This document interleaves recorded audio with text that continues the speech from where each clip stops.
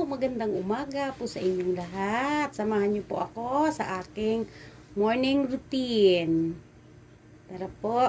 Ako magliligpit na ako kasi nakatapos ng aking pamilya sa almusal nila. Kaya ligpitan na. Sa dami ng kalat, alam niya. Ganyan talaga. Bago magtrabaho ang nanay,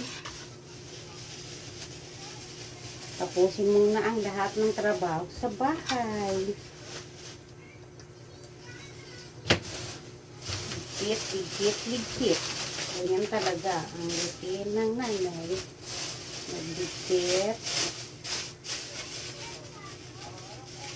Alam niyo naman po ako, kahit kape lang, ayos na ang aking almusal.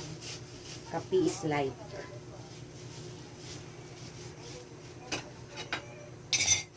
Wala pa yung aking mga ibang anak kasi walang pasok pa, mamaya-maya pa.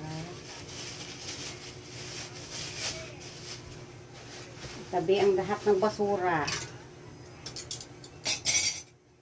Siyempre, yung lahat ng kalat, pigpitin, yung kape.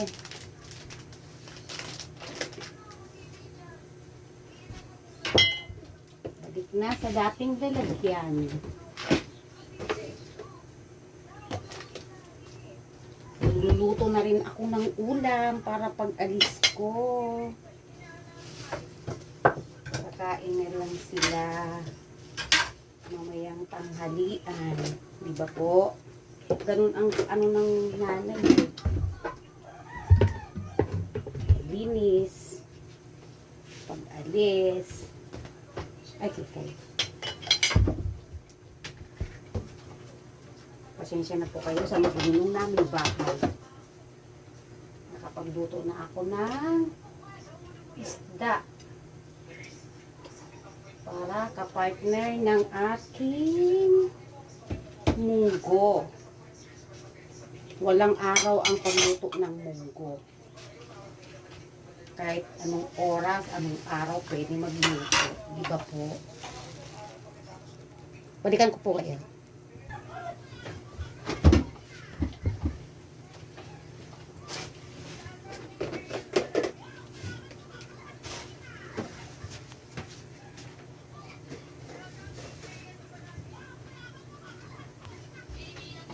Ligpit, ligpit. Tanggalin lahat ng mga gamit sa mesa.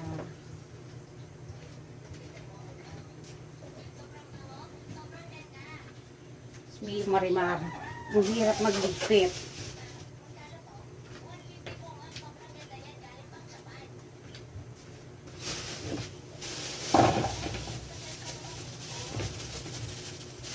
Ito ka naman si.